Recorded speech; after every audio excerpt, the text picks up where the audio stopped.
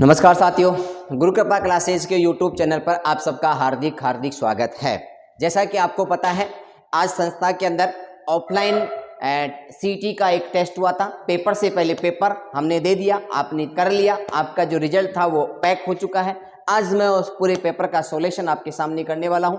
जितने भी विद्यार्थी हैं, साथी जुड़े हुए हैं, आप अपने इस वीडियो को ज़्यादा से ज़्यादा विद्यार्थियों के साथ शेयर कीजिए। मैंने आपको कहा था सीटी के 2 मॉडल पेपर आपके साथ लेने वाला हूं। सीटी स्नातक वाला पूरा पेपर मिलाया था, अब 12वीं वाला पेपर पूरा टारगेट है, तो आप लोग सभी जुड़े रहिए। चलो आज के पेपर जो ऑफलाइन हुआ था उसके बारे में हम चर्चा करते हैं। जो भी विद्यार्थी हमारे ऑफलाइन बैच में आकर ये टेस्ट नहीं दिए हैं, वह ऑनलाइन टेस्ट के माध्यम से पेपर दे सकते हैं तथा अपना खुद का पेपर से पहले आकलन कर सकते हैं कि हमारी तैयारी कहां तक है। चलो बिना चर्चा किए हुए ज्यादा अपन चलते हैं पहले प्रश्न की ओर। भारतीय संविधान सभा के पहले उपाध्यक्ष कौन है? इसमें से सुमेलित करना है। तो संविधान सभा के पहले उपाध्यक्ष HC मुखर्जी, हेरेंद्र कुमार मुखर्जी। तो पहले में क्या आएगा भाई? 4 नंबर। ठीक है, दूसरा प्रश्न देखो। प्रारूप समिति के मूलतः एकमात्र कांग्रेसी समिति, प्रारूप समिति ड्राफ्ट कमेटी थी। उस ड्राफ्ट कमेटी के अध्यक्ष तो कौन थे? डॉक्टर भीमराव अंबेडकर थे, ये तो पता है तुम लोगों को। लेकिन इसके एकमात्र कांग्रेसी सदस्य कौन थे? तो इसके एकमात्र जो कांग्रेसी सदस्य थे वे KM मुंशी थे। तो ये 3 नंबर का आएगा, बी में 3 नंबर, बी में 3 नंबर का ऑप्शन सही होगा भाई। ठीक है, 2 प्रश्न हो गए आपका। अगला चलते हैं। राजस्थान की रियासतों का प्रतिनिधित्व करने वाले संविधान सभा के सदस्य, कि राजस्थान की रियासतों से प्रतिनिधित्व करने वाले संविधान सभा के सदस्य कौन थे? भाई ध्यान रखना, VT कृष्णमाचारी हमारे राजस्थान से संविधान सभा में अपना प्रतिनिधित्व करने वाले सदस्य थे। तो ये तीसरे में 1 नंबर का आंसर। संघ संविधान समिति के अध्यक्ष कौन है? देखो 2 प्रश्न यहां आते हैं। संघ संविधान समिति और संघ शक्ति समिति, दोनों के अध्यक्ष कौन है? पंडित जवाहरलाल नेहरू। तो इसमें कौन सा आएगा? 2। अब ध्यान रखना, जिस भी ऑप्शन के अंदर 4 3 1 और 2, जिस ऑप्शन में यह है 4 3 1 2 मिलेगा, वही क्या होगा? इसका आंसर होगा। मैंने यहां पर लिखाई में नहीं आया तो मैंने आपको बता दिया, जिस भी ऑप्शन के अंदर 4 3 1 2 है, 4 3 1 और 2 वाला ऑप्शन है वो सही कर देना। चलो अगले प्रश्न की ओर चलते हैं। अगला प्रश्न देखो। निम्नलिखित में से संविधान की अनुसूची के संदर्भ में सही नहीं है? नहीं पूछ रहा है, गलत कथन पूछ रहा है, तो गलत कथन दो। अनुसूची 3 में संसद के निर्वाचन हेतु अभ्यर्थी की शपथ का प्रावधान है क्या? बिल्कुल ये बात सही है क्या? देखिए देखते हैं। अब अनुसूची 3 में क्या है? शपथ है। अब वो शपथ कौन कौन लेते हैं, इस चीज का मैं आपको बता देता हूं। शपथ कौन लेते हैं? एक तो संघ के मंत्री, इसमें क्या लेते हैं भाई? शपथ लेते हैं। एक राज्य के मंत्री, ये भी क्या लेते हैं? शपथ लेते हैं अनुसूची 3 के तहत, राज्य के मंत्री। 2 बात क्लियर हुई। तीसरी बात आती है संसद के सदस्य, ये भी इसमें शपथ लेते हैं। इसी के साथ संसद के अभ्यर्थी भी शपथ लेते हैं। तो अब आप कहोगे संसद के अभ्यर्थी कौन हो गए? विधानमंडल के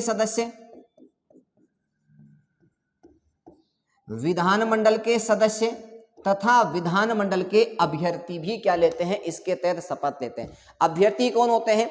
जैसे लोकसभा है, अब लोकसभा के चुनाव लड़ने वाले जितने भी उम्मीदवार है, कोई भी एक लोकसभा क्षेत्र है, उसमें एक कांग्रेस का होता है, एक बीजेपी का होता है, 2-4 निर्दलीय अन्य पार्टियों के चुनाव लड़ते हैं। मान लीजिए एक लोकसभा पे 5 सदस्य क्या लड़ रहे हैं? चुनाव लड़ रहे हैं। तो उन पांचों की शपथ का प्रावधान अनुसूची 3 में वर्णित है। उन्हें हम कहेंगे संसद के अभ्यर्थी, क्योंकि अभ्यर्थी का मतलब फॉर्म सबने भरा है। तो जिसने फॉर्म भरा है वह जो अपना नामांकन दाखिल करवाने जाते हैं, उसी समय उनकी शपथ का प्रावधान, उस समय उनको शपथ दिलाई जाती है नामांकन भरने जाते समय। तो शपथ किसमें वर्णित है? अनुसूची 3 में। तो ये बात तो सही है बिल्कुल। ठीक है, अगली बात। अनुसूची 9 के तहत कियोतो होलनवाद के पश्चात न्यायिक समीक्षा की जा सकती है। पहली बात तो ये कियोतो होलनवाद है ना, ये अनुसूची 9 में नहीं है। इस कियोतो होलनवाद का संबंध है 10वीं अनुसूची से। किससे है भाई? 10वीं अनुसूची से है। कियोतो होलनवाद का जो संबंध है वो 10वीं अनुसूची से है। पहली बात तो अपने को ये याद करना है, किससे है भाई, 10वीं अनुसूची है। आप समझ में आएगा आप लोगों को। मैं यहाँ आपको बता देता हूँ, देखो यहाँ ये आ गया होगा पहली वाली अनुसूची। अब मैं आपको इस पे बताता हूँ भाई, देखो आराम से। ये बात तो सही हो गई पहले वाली। अब दूसरी वाली बात करते हैं।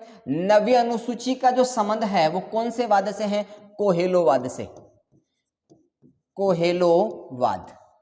अब ये कोहेलोवाद क्या है, इसको भी आप समझ सकते हो।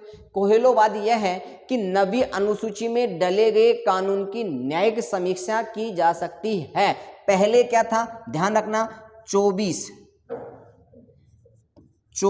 अप्रैल 1973 से पहले जितने भी कानून हैं उनकी तो न्यायिक समीक्षा नहीं की जा सकती, लेकिन 24 अप्रैल 1973 के बाद जितने भी कानून हैं जो 9वीं अनुसूची में डले हैं उनकी कोहेलोवाद के तहत क्या कर सकते हो, न्यायिक समीक्षा कर सकते हो। अतः ये कियोतो होलनवाद इस 9वीं अनुसूची से संबंधित नहीं है। तो कियोतो होलनवाद किससे संबंधित है, 10वीं अनुसूची से। कौन सी अनुसूची से, 10वीं अनुसूची से। अब आप कहोगे 10वीं अनुसूची में क्या है, दल बदल। क्या है भाई 10वीं अनुसूची में, दल बदल। 52वें संविधान संशोधन के तहत दल बदल वाली जो अनुसूची थी 10वीं अनुसूची, उसको जोड़ा गया था। अब 10वीं अनुसूची में क्या था भाई, पहले तो था कि अगर किसी दल के 1/3 सदस्य अपने दल को छोड़कर किसी अन्य दल में चले जाएंगे तो वह दल बदल माना जाएगा। और अब क्या हो गया, किसी दल के 2/3 सदस्य अपने दल को छोड़कर किसी अन्य दल में जाते हैं तो उसको दल बदल माना जाएगा। लेकिन जो दल बदल के तहत जो स्पीकर होता है, विधानसभा का अध्यक्ष होता है या लोकसभा का अध्यक्ष होता है, उसके द्वारा जो की गई प्रक्रिया है उसकी आप न्यायिक समीक्षा कर सकते हो। किस वाद के तहत, कियोतो होलनवाद के तहत। पहले ऐसी प्रक्रिया नहीं थी कि स्पीकर जो अध्यक्ष होता है उसके कार्यों की न्यायिक समीक्षा नहीं कर सकते थे, लेकिन अब स्पीकर की न्यायिक समीक्षा कर सकते हो उसके कार्यों की। ये बात गलत हो गई क्योंकि ये 10वीं अनुसूची संबंधित है, पूछ रहा है 9वीं अनुसूची, गलत। 12वीं अनुसूची में नगरपालिका में 18 विषय है क्या, बिल्कुल 12वीं अनुसूची के अंदर नगरपालिका से संबंधित है 18 विषय हैं। 11वीं अनुसूची पंचायती राज से संबंधित है। अगर आपसे पूछे 11वीं किससे संबंधित है तो 11वीं पंचायती राज से संबंधित है, 29 विषय उसके अंदर है। अब बात आती है चौथी, तीसरी अनुसूची में लोकसभा के अध्यक्ष व उपाध्यक्ष की शपथ का प्रावधान है क्या। मैंने आपको कहा था लोकसभा का अध्यक्ष और उपाध्यक्ष सदस्य के रूप में शपथ लेते हैं। अब वो किसके सदस्य होते हैं, संसद के सदस्य होते हैं। तो संसद के सदस्यों की शपथ का प्रावधान किसमें है, तीसरी में है। तो ये बात भी सत्य है। गलत एक ही है, कौन सी, 2 नंबर का ऑप्शन। तो जिसका भी 2 नंबर का ऑप्शन सही है वो सही है। अगले प्रश्न की प्रस्तावना में अब तक कितनी बार संशोधन हो चुका है। पहले तो बात आती है कि प्रस्तावना को संविधान का अंग माना जाए या न माना जाए। तो एक तो ध्यान रखना 1960 का एक केस आता है, बेरूवासी केस। 1960 का बेरूवासी केस, 1960 का बेरूवासी वाद। इसमें प्रस्तावना को संविधान का अंग नहीं माना था। प्रस्तावना को संविधान का अंग नहीं माना, संविधान का अंग नहीं माना, संविधान का अंग नहीं माना। ठीक है, ये बात तो हो गई।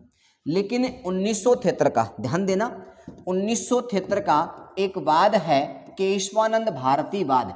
उस केशवानंद भारती वाद ने प्रस्तावना को संविधान का अंग मान लिया गया, अंग मान लिया गया। ठीक है, अंग मान लिया गया। और इसमें आंशिक संशोधन हो सकता है, अभी केवल और केवल आंशिक संशोधन हो सकता है, ना कि पूर्ण संशोधन हो सकता है। अब तक प्रस्तावना में एक ही बार संशोधन हुआ है, 42वां संविधान संशोधन, जिसमें 3 शब्द जुड़े थे, समाजवाद, पंथनिरपेक्ष और अखंडता। तो कितनी बार हुआ है भाई, एक ही बार जुड़ा है। तो आपसे कोई पूछे जो प्रस्तावना है उस प्रस्तावना को संविधान का अंग किस वाद के तहत माना गया, 1973 के केशवानंद वाद के तहत माना गया। और आंशिक या पूर्ण संशोधन, केवल आंशिक संशोधन। कितनी बार संशोधन हुआ, एक बार संशोधन। कितने शब्द जोड़े, 3 शब्द जोड़े। कौन कौन से जोड़े? समाजवाद, पंथनिरपेक्ष, अखंडता शब्द जोड़ेंगे। अब आती है प्रस्तावना। सर कहाँ से ली गई थी? प्रस्तावना हमारे अमेरिका के संविधान से ली गई थी। प्रस्तावना कहाँ से ली गई है? अमेरिका के संविधान से ली गई है। अब आप कहोगे प्रस्तावना है क्या, तो इसको भी सुन लो भाई।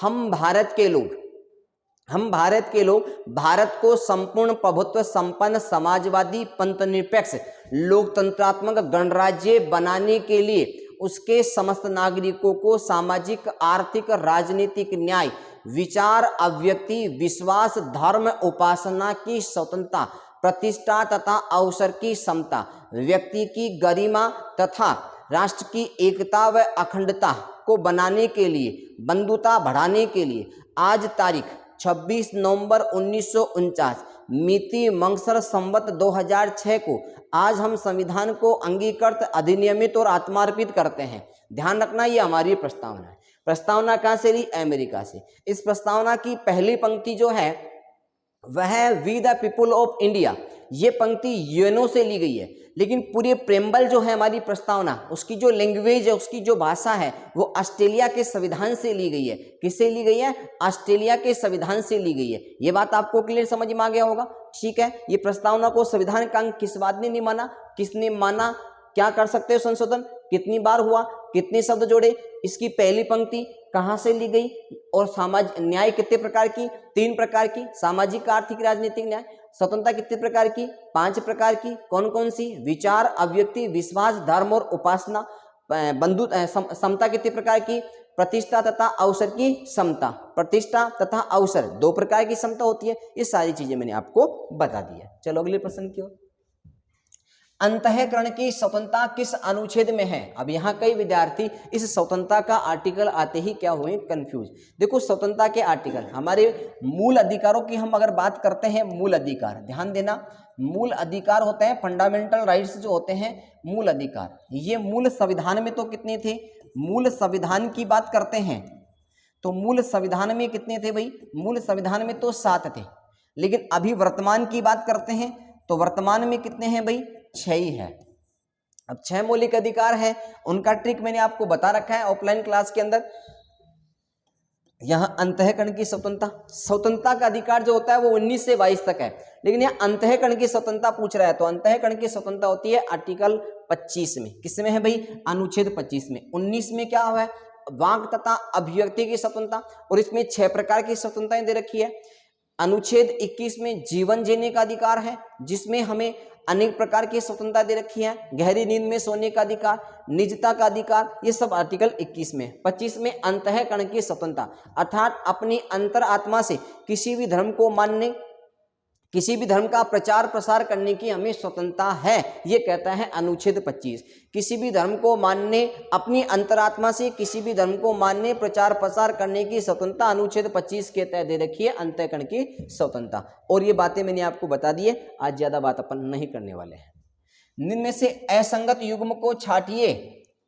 क्या संयुक्त बैठक, दोनों सदनों की जो संयुक्त बैठक होती है, कौन से आर्टिकल के तहत? 108 के तहत। संयुक्त बैठक अनुच्छेद 108 के तहत होती है। अब संयुक्त बैठक बुलाता कौन है? राष्ट्रपति। ध्यान देना, संयुक्त बैठक बुलाता कौन है? राष्ट्रपति बुलाता है। कौन से आर्टिकल के तहत? अनुच्छेद 108 के तहत। और जो संयुक्त बैठक होती है उसकी अध्यक्षता की बात करते हैं, इसकी अध्यक्षता की बात करते हैं। मैं आपको कमेंट करके जल्दी से बताओ, टेक्निकल टीम भी इसका आंसर देगी भाई, कि संयुक्त बैठक का प्रावधान अनुच्छेद 108 में है। कौन बुलाता है? राष्ट्रपति बुलाता है। तो इसकी जो अध्यक्षता करता है वह कौन करता है? लोकसभा अध्यक्ष करता है। ये प्रावधान किस अनुच्छेद में है? लोकसभा अध्यक्ष करता है। तो ध्यान रखना, यह है 118 अनुच्छेद में। कौन से में? अनुच्छेद 118 के तहत लोकसभा अध्यक्ष संयुक्त बैठक की अध्यक्षता करता है। यह प्रश्न भी आ सकता है। संयुक्त बैठक का प्रावधान अनुच्छेद 108 में है। बुलाता राष्ट्रपति है, अध्यक्षता भाई साहब करते हैं लोकसभा अध्यक्ष। और इसमें किस अनुच्छेद के तहत करते हैं? कई लोग क्या करते हैं भाई, कि संयुक्त अधिवेशन की जो अध्यक्षता करते हैं वो लोकसभा अध्यक्ष अनुच्छेद 108 के तहत करते हैं। भाई दादा क्यों संविधान खराब कर मेरे लोग। मेरी बात है कि संयुक्त बैठक राष्ट्रपति अनुच्छेद 108 के तहत बुलाता है, और बुलाने के बाद जब दोनों सदन कब बुलाता है? दोनों सदनों में गतिरोध हो जाता है, किसी विधेयक को लेकर गतिरोध हो जाता है तो राष्ट्रपति बुलाता है। अध्यक्षता लोकसभा अध्यक्ष करता है, 118 के तहत करता है। क्या ये संयुक्त बैठक का जो प्रावधान है ऑस्ट्रेलिया के संविधान से लिया गया था क्या? बिल्कुल बात सही। आपातकालीन उपबंध, राष्ट्रपति के पास 3 प्रकार की आपातकालीन शक्तियां होती है। राष्ट्रपति के पास कितने प्रकार की? 3 प्रकार की आपातकालीन शक्तियां होती है। एक होती है 352, एक होती है 356 और एक होती है 360। ये 3 प्रकार की होती है। ध्यान देना इस प्रश्न के ऊपर, मैं बता देता हूं। अब अनुच्छेद 352 में राष्ट्रीय आपातकाल होता है। अब राष्ट्रीय आपातकाल की थोड़ी सी कहानी सुन लीजिए आप लोग, ज्यादा बात इनकी नहीं करूंगा, केवल राष्ट्रीय आपातकाल की बात करूंगा। जो राष्ट्रीय आपातकाल होता है युद्ध, बाह्य आक्रमण तथा सशस्त्र विद्रोह के कारण लगता है। तो इसके आधार कितने हो गए? 3। युद्ध, बाह्य आक्रमण और सशस्त्र विद्रोह के कारण लगते हैं। क्या मूल संविधान में सशस्त्र विद्रोह था क्या? नहीं था। आंतरिक अशांति शब्द था। इसे 44वें कॉन्स्टिट्यूशनल अमेंडमेंट के तहत आंतरिक अशांति की जगह सशस्त्र विद्रोह शब्द जोड़ा गया है। एक बात क्लियर हो गई।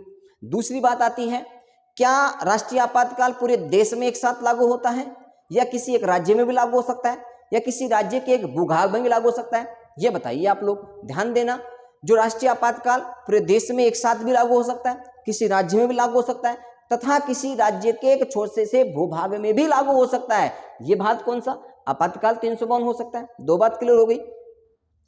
राष्ट्रीय आपातकाल मुख्यतः 2 प्रकार का होता है, एक आंतरिक आपातकाल और एक बाह्य आपातकाल। अगर देश में युद्ध तथा बाह्य आक्रमण की वजह से आपातकाल लग रहा है तो उसे तो कहेंगे हम बाह्य आपातकाल, और सशस्त्र विद्रोह की समय से लग रहा है तो उसे कहेंगे आंतरिक आपातकाल। यहां तक सबको समझ में आ गया होगा। अब आता है आपातकाल के दौरान मौलिक अधिकारों का निलंबन। अनुच्छेद 20 व 21 निलंबन नहीं होते हैं और सारे हो जाते हैं, लेकिन सशस्त्र विद्रोह की स्थिति में अनुच्छेद 19 सबसे पहले निलंबित होता है। तो ध्यान रखना, आपातकाल के समय मौलिक अधिकारों का जो निलंबन होता है वह तो कहां से लिया था? जर्मनी से लिया था। लेकिन आपातकालीन उपबंध जो लिए गए हैं 1935 के अधिनियम से लिए गए हैं। यही ऑप्शन क्या हो गया? गलत हो गया। कई विद्यार्थी कहेंगे कि नहीं ये तो सही है, मैं आपको स्पष्ट कर देता हूं। आपातकालीन उपबंध 1935 के अधिनियम के तहत लिए गए हैं तथा आपातकाल के दौरान मौलिक अधिकारों का निलंबन होना जर्मनी के संविधान से लिए गए हैं। थोड़ी सी किताबों को थोड़ा गहराई से पढ़ने की आवश्यकता है आप सब लोगों को, क्योंकि ऊपर ऊपर का ज्ञान पढ़ोगे और गाइडों पे विश्वास कर लोगे तो फिर आप डूबोगे को तैरोगे नहीं भी। चलो अगला प्रश्न, विधि द्वारा स्थापित प्रक्रिया जापान से ली गई है क्या? बिल्कुल सही है। राष्ट्रपति का निर्वाचन आइलैंड से होता है। अब मैं थोड़ा सा राष्ट्रपति के निर्वाचन से बात कर लेता हूं। तो राष्ट्रपति का जो निर्वाचन होता है वह एक निर्वाचन मंडल के द्वारा होता है। जो प्रक्रिया कहां से ली थी? आइलैंड से। अब राष्ट्रपति के निर्वाचन में कौन शामिल होते हैं? ध्यान देना, इस निर्वाचन में कौन कौन शामिल होते हैं? एक तो लोकसभा तथा राज्यसभा, लोकसभा तथा राज्यसभा के निर्वाचित सदस्य। ध्यान देना भाई, निर्वाचित सदस्य। ये लो एक बात, दिल्ली के और पुदुचेरी ये केंद्र शासित प्रदेश है, इनके भी निर्वाचित सदस्य। लेकिन ध्यान रखना, दिल्ली व पुदुचेरी के जो सदस्य होते हैं वो केंद्र शासित प्रदेश के रूप में भाग नहीं लेते हैं, राज्य के रूप में भाग लेते हैं। तो ध्यान रखना, दिल्ली व केंद्र शासित दिल्ली तथा पुदुचेरी के विधानसभा के सदस्य राज्य के रूप में राष्ट्रपति के निर्वाचन मंडल में शामिल होते हैं। विधान परिषद राष्ट्रपति के निर्वाचन में शामिल नहीं होती है। विधानसभा के निर्वाचित सदस्य राष्ट्रपति के निर्वाचन मंडल में शामिल होते हैं। आपको समझ में आ गया होगा। चलो, कल्याणकारी राज्य की संकल्पना का समावेश भारतीय संविधान में है। कल्याणकारी राज्य की जो है वो तो आपके किस में है? The principal direct state policy, राज्य के नीति निर्देशक तत्व है। कहा था भीमराव अम्बेडकर ने कि अगर कोई सरकार राज्य के नीति निर्देशक तत्वों का पालन नहीं करेगी तो आने वाले 5 साल बाद में स्वतः ही सरकार बदल जाएगी। अब आप कहोगे कि नीति निर्देशक तत्व क्या होते हैं? जैसे मान लो किसी एमएलए का चुनाव है, सरकार हो सकती है और सरकार ने वादे किए हमारे पास कि मैं आपके ये काम कर देंगे, ये काम कर देंगे। जैसे सरकार के द्वारा कर्ज माफी का वादा किया गया था एमपी के अंदर, 1 2 3 4 5 6 7 8 9 10 10 दिन में कर्ज माफ हो गया। अब सरकार अपने वादों के अकॉर्डिंग अपने कर्तव्यों का पालन नहीं करती है तो क्या लोग उन्हें वोट देंगे क्या 5 साल बाद में? नहीं देंगे, उन्हें वोट नहीं देंगे। वो सरकार क्या हो जाएगी? हट जाएगी, दूसरी सरकार आ जाएगी। तो यहाँ ध्यान रखना। चौथी अनुसूची में क्या है? जल्दी से बचाओ भाई, राज्यसभा सीटों का बंटवारा, मौलिक अधिकार आपको बता दिया, प्रस्तावना आपको बता दिया। ये चीजें आपके कौन सा हो गया भाई? 6 नंबर में 1। मूल कर्तव्य के संदर्भ में असत्य कथन बताइए कि मूल कर्तव्य के संदर्भ में असत्य कथन बताइए। बताओ भाई, असत्य कथन बताओ। टेक्निकल टीम बताओ भाई। सरदार स्वर्ण सिंह समिति में कुल 12 सदस्य थे। देखो ध्यान रखना, मूल कर्तव्य जो थे, मूल संविधान की अगर हम बात करते हैं, मूल संविधान की अगर बात करते हैं, मूल संविधान, तो ध्यान रखना मूल संविधान में क्या थे? क्या एक भी नहीं था? नहीं थे, मूल संविधान में कुछ नहीं थे, नहीं थे भाई। तो ये कब जोड़ेंगे? ये अमेंडमेंट के बाद जोड़ेंगे। किस समिति की सिफारिश पर? सरदार स्वर्ण सिंह समिति की सिफारिश पर जोड़ेंगे। अब सरदार स्वर्ण सिंह समिति में क्या 12 सदस्य थे क्या? बिल्कुल ये बात सही है। तो ध्यान रखना, मौलिक कर्तव्य लिए कहां से गए थे? रूस से। कहां से लिए? रूस से। किस समिति की सिफारिश पे जोड़ेंगे? सरदार स्वर्ण सिंह समिति की सिफारिश पे। बात सही है। पूछ क्या रहा है? असत्य कथन। वर्मा समिति का संबंध क्या मौलिक कर्तव्य से हो? क्या बिल्कुल ये बात भी सही है। वर्मा समिति का संबंध तथा ईरानी समिति का भी। ध्यान रखना, एक और एक दो ईरानी भी आ सकता है भाई, ध्यान रखना। ईरानी समिति भी पूछे तो वह भी मौलिक अधिकारों से संबंधित है। सरदार स्वर्ण सिंह समिति ने 8 मौलिक कर्तव्यों की सिफारिश की थी क्या? ध्यान रखना, सरदार स्वर्ण सिंह समिति की सिफारिश पर भारतीय संविधान में 10 मौलिक कर्तव्य जोड़े गए थे, लेकिन सिफारिश की बात कर रहा है। क्या 8 की सिफारिश की थी क्या? बिल्कुल ये बात भी सही है, 8 की सिफारिश की थी, जोड़े गए थे 10। अगला पढ़ो। 11वां मौलिक कर्तव्य 86वें कॉन्स्टिट्यूशनल अमेंडमेंट 2001 में, बिल्कुल 11वां मूल कर्तव्य 86वें संविधान संशोधन 2001 में नहीं 2002 में जोड़ा गया था। यही बात क्या हो गई? गलत हो गई। और तीनों बात ऊपर वाली सही है। बोलो समझ में आया होगा। मौलिक कर्तव्य सरदार स्वर्ण सिंह समिति की सिफारिश पर जोड़े गए थे और 10 मूल कर्तव्य जोड़े गए थे। उनकी सिफारिश केवल 8 की थी, उसमें टोटल 12 सदस्य थे। वर्मा और ईरानी समिति का भी मौलिक कर्तव्यों से संबंधित है। मौलिक कर्तव्य रूस से लिए गए थे। वर्तमान में 11 मूल कर्तव्य हैं। 11वां मूल कर्तव्य 86वें कॉन्स्टिट्यूशनल अमेंडमेंट 2001 के तहत जोड़ा गया था। समझ में आया? ठीक है। राज्य की कार्यपालिका में शामिल नहीं है। देखो, राज्य की कार्यपालिका में शामिल नहीं है। अब देखो, कार्यपालिका होती है ना, कार्यपालिका, ध्यान देना भाई, कार्यपालिका मुख्यतः 2 प्रकार की होती है। कार्यपालिका कितने प्रकार की होती है? 2 प्रकार की होती है। एक संसदीय कार्यपालिका और एक अध्यक्षात्मक कार्यपालिका। अब संसदीय कार्यपालिका क्या होती है कि जहां की कार्यपालिका और विधायिका में घनिष्ठ संबंध होता है, वो होती है संसदीय कार्यपालिका। और जिसकी कार्यपालिका का गठन विधायिका के द्वारा ही होता है, वह भी संसदीय कार्यपालिका। लेकिन अध्यक्षात्मक कार्यपालिका में ऐसा कभी भी नहीं होता है। संसदीय कार्यपालिका में सामूहिक उत्तरदायित्व होता है, लेकिन अध्यक्षात्मक कार्यपालिका में सामूहिक उत्तरदायित्व नहीं होता है। ये तो हुई कार्यपालिका की बात। अब हमारे भारत में जो कार्यपालिका होती है 2 प्रकार की होती है, एक नाम मात्र की, एक वास्तविक। नाम मात्र का प्रमुख राष्ट्रपति होता है और वास्तविक का प्रमुख कौन होता है? मंत्रिपरिषद, जिसका मुखिया प्रधानमंत्री होता है। अब इस कार्यपालिका में कौन कौन शामिल होते हैं? राष्ट्रपति होता है, उपराष्ट्रपति होता है, राष्ट्रपति होता है, उपराष्ट्रपति होता है, प्रधानमंत्री भी होता है एवं नियंत्रक एवं महालेखा परीक्षक होता है। ऐसे ही 4 पद राज्य में देख लो। राज्यपाल होता है, बिल्कुल होता है। मुख्यमंत्री होता है, बिल्कुल होता है। विधानसभा महाधिवक्ता होता है, बिल्कुल होता है। विधानसभा अध्यक्ष इसमें नहीं होता है, इस चीज का ध्यान रख लेना। ठीक है, समझ में आ गया होगा। राज्यपाल, मुख्यमंत्री, महाधिवक्ता होता है, विधानसभा अध्यक्ष कार्यपालिका में शामिल नहीं होता है। तो 8वें में 3 नंबर का आंसर क्या हो गया? सही हो गया। चलो अगले प्रश्न की ओर। असंगत युग्म को छाटिए।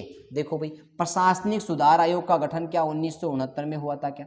राजमन्नार समिति का गठन क्या 1971 में हुआ था क्या? सरकारी आयोग नहीं, सरकारी आयोग आएगा यहाँ पर। सरकारी आयोग 1983 में हुआ था क्या? पुंछी आयोग क्या 2007 में हुआ था क्या? तो ध्यान रखना, राजमन्नार समिति वो 1970 में हुई थी। अब एक ज्यादा लिख गया यहाँ पर, 71 गलत लिख गया, यही गलत हो गया, आंसर यही सही हो गया। असंगत पूछ रहा है, ये ध्यान रखना। ये भी पूछा जा सकता है, ये भी पूछा जा सकता है, तो ये भी पूछा जा सकता है। राजमन्नार समिति 1971 गलत है, 70 में आएगा भाई। चलो अगले प्रश्न की ओर। क्या हो गया? राजस्थान के मुख्यमंत्री जो विधानसभा के अध्यक्ष भी रहे थे। इसका आंसर आप दो कि राजस्थान के ऐसे मुख्यमंत्री जो विधानसभा के अध्यक्ष भी रहे हैं, कि ऐसे मुख्यमंत्री बताओ। क्या लक्ष्मण सिंह है, हीरालाल देवपुरा है, हरदेव जोशी या शिवचरण माथुर है? तो ध्यान रखना, हीरालाल देवपुरा जो है वह विधानसभा अध्यक्ष भी रहे हुए हैं और मुख्यमंत्री भी रहे हुए हैं, और ये ध्यान रखना वित्त आयोग के अध्यक्ष भी रहे हुए हैं, और सबसे न्यूनतम कार्यकाल केवल 16 दिन तक ही क्या बने थे, मुख्यमंत्री बने थे। अब कब बने थे, जब 7वीं विधानसभा थी, उसमें भरतपुर डींग के अंदर क्या होता है, गोलीबारी हो जाती है। 7वीं विधानसभा के समय डींग भरतपुर में गोलीबारी होने के कारण वहां के राजा मानसिंह की मृत्यु हो जाती है, तो शिवचरण माथुर को इस्तीफा देना होता है, और इस्तीफा देकर हीरालाल देवपुरा को नया मुख्यमंत्री बना देते हैं, और वह केवल 16 दिन तक ही मुख्यमंत्री रहता है। तो 7वीं विधानसभा में डींग भरतपुर की घटना, राजा मानसिंह का मरना और माथुर का इस्तीफा देना और देवीलाल का क्या बनना, मुख्यमंत्री बनना। अरे आ गया क्या भाई दादा वो? ठीक है। राज्य की न्यायिक शक्ति किस अनुच्छेद में है, ये प्रश्न आपको बताना है। मैं पानी पी लेता हूँ इतनी देर में। अब ये प्रश्न आप लोग बताओ जल्दी से भाई, बताओ जल्दी से आंसर दो इसका।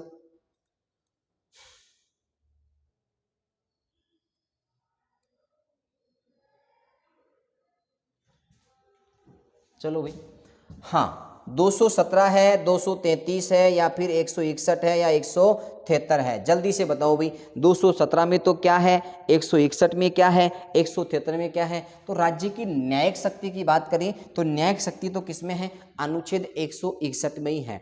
इस 217 में क्या है, सुन रहे हो सब लोग? अरे सो गए कि सुन रहे हो? अरे केसर बाटियो सुन लो, मैं रसगुल्ला नहीं हूं, केसर बाटियो आप सुन लो। क्या है 217 में, क्या है कि राष्ट्रपति द्वारा राज्यपाल से उच्चतम न्यायालय के उच्च न्यायालय के न्यायाधीशों की नियुक्ति पर विचार विमर्श किया जा सकता है। राष्ट्रपति द्वारा राज्यपाल से उच्च न्यायालय के न्यायाधीशों के नियुक्ति पर परामर्श किया जा सकता है। ये किसमें है, अनुच्छेद 17 में। कान खोल के सुन लो, मैं लिख नहीं रहा हूं। और 233 में क्या है, जिला न्यायाधीशों की नियुक्ति, पदोन्नति तथा स्थानांतरण जो होता है वो जिला न्यायाधीश किस अनुच्छेद के तहत, 233 के तहत। लिखूं या रहने दूं? 161 में न्यायिक शक्ति, 173 में क्या है कि जो राज्यपाल है ना, यहां लिख देता हूं, राज्यपाल है ना, राज्यपाल, वह राज्यपाल विधान परिषद में, राज्यपाल विधान परिषद में, इसको यहां लिख देता हूं भाई, राज्यपाल विधान परिषद में, राज्यपाल विधान परिषद में 1/6 सदस्य क्या करेगा, मनोनीत करेगा। 1/6 सदस्य क्या करेगा भाई, मनोनीत करेगा।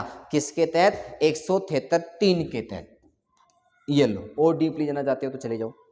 217 में क्या करेगा, राष्ट्रपति द्वारा राज्यपाल से उच्च न्यायालय के न्यायाधीशों की नियुक्ति में विचार विमर्श कर सकता है।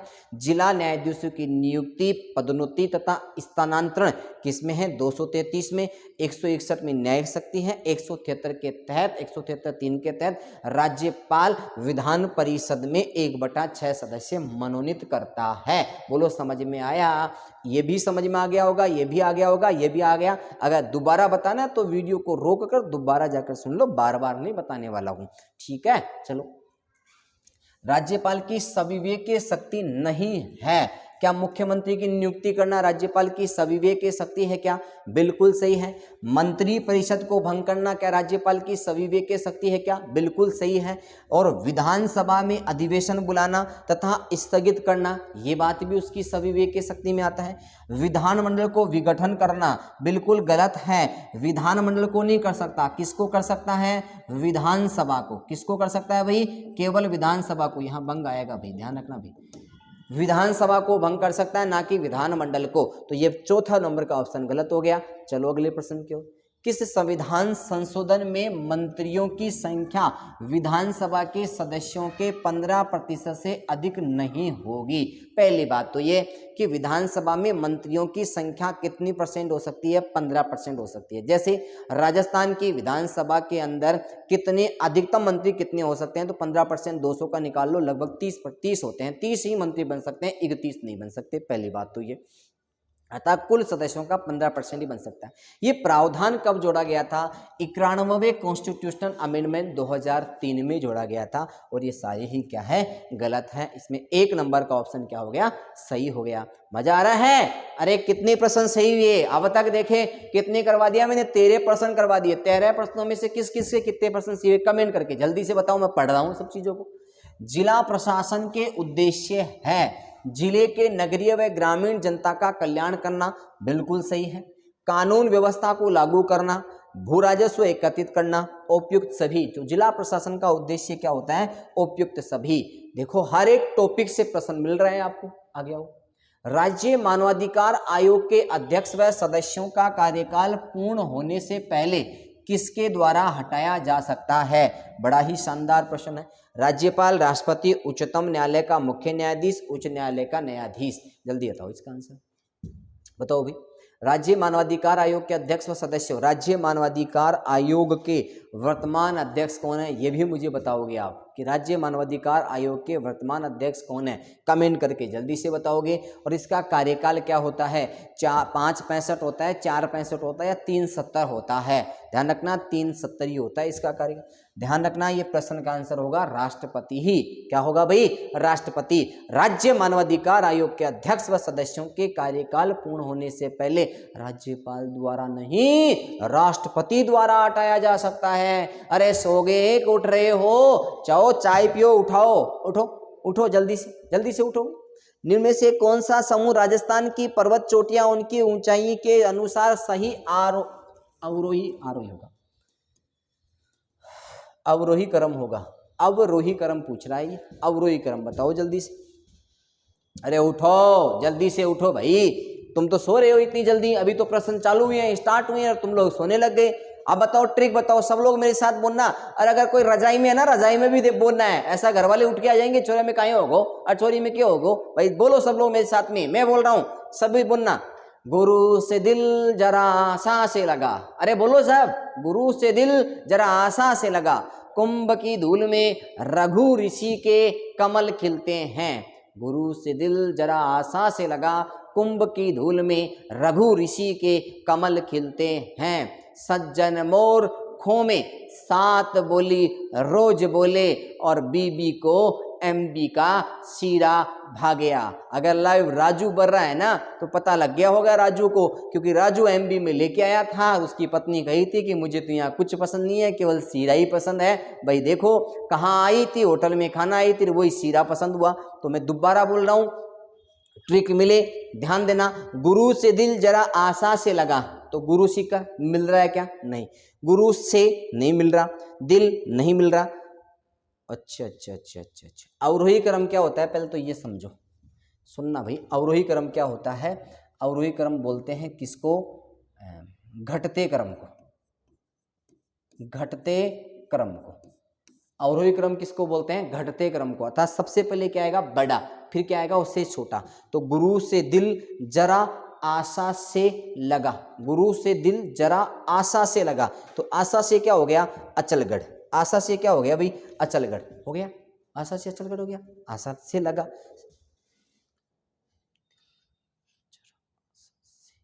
गुरु से दिल जरा आशा से लगा। हाँ बिल्कुल सही है, शेर। फिर आएगा कुंभ की धूल में रघु ऋषि के कमल खिलते हैं। सज्जन और खो में 7 बोली रोज बोले, 7 आ गया। तो इसमें 3 नंबर का आंसर सही होना चाहिए मेरे हिसाब से भाई। 3 नंबर का आंसर सही होना चाहिए। कौन सा है भाई इसमें आंसर? बताओ भाई, 16वें में बताओ, जल्दी से कमेंट करके बताओ 3 नंबर का आंसर सही है क्या? देखिए बताओ 3 नंबर का आंसर सही है क्या?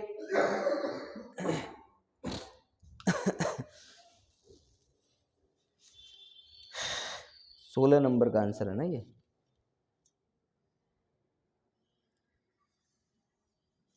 ये थोड़ा सा गलत हो गया प्रश्न मेरे हिसाब से, ये 3 नंबर ही आएगा इसमें। चलो अगला, क्योंकि अचलगढ़ से सज्जनगढ़ और तारागढ़ आरोही क्रम तो यही होना चाहिए और कोई क्रम इसमें नहीं मिल रहा।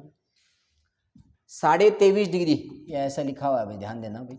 23.5 डिग्री उत्तरी अक्षांश तथा 75 डिग्री पूर्वी देशांतर रेखा राजस्थान के निम्नलिखित में से कहाँ जाती है? बांसवाड़ा जैसलमेर, बांसवाड़ा नागौर, बांसवाड़ा डूंगरपुर, बांसवाड़ा धौलपुर।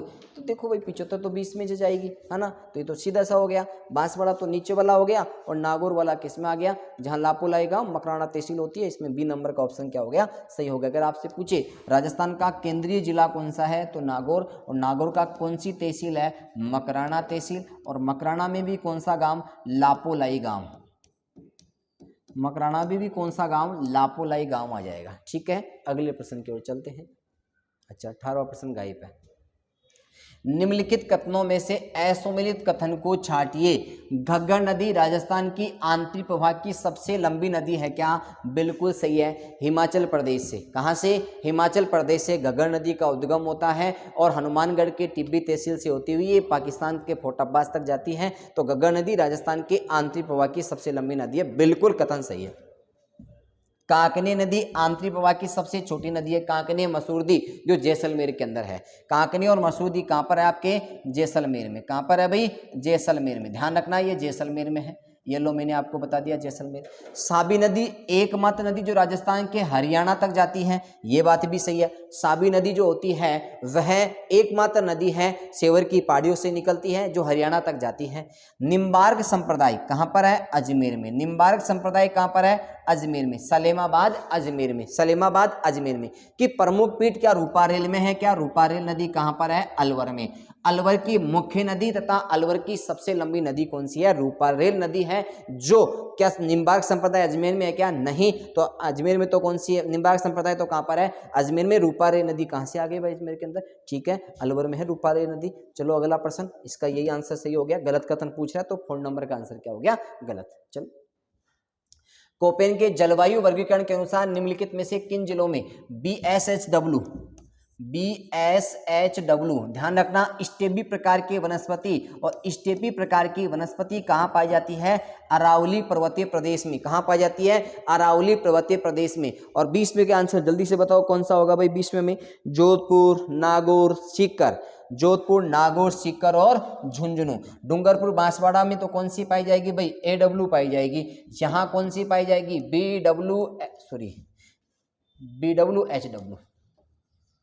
BWHW तो किस में आएगी? जैसलमेर में आएगी। AW इसमें आएगी, इसमें आपको बता ही दिया मैंने CWG। यहाँ कौन सी आएगी? CWD। BWHW, BSHW, AW बता दिया मैंने आपको।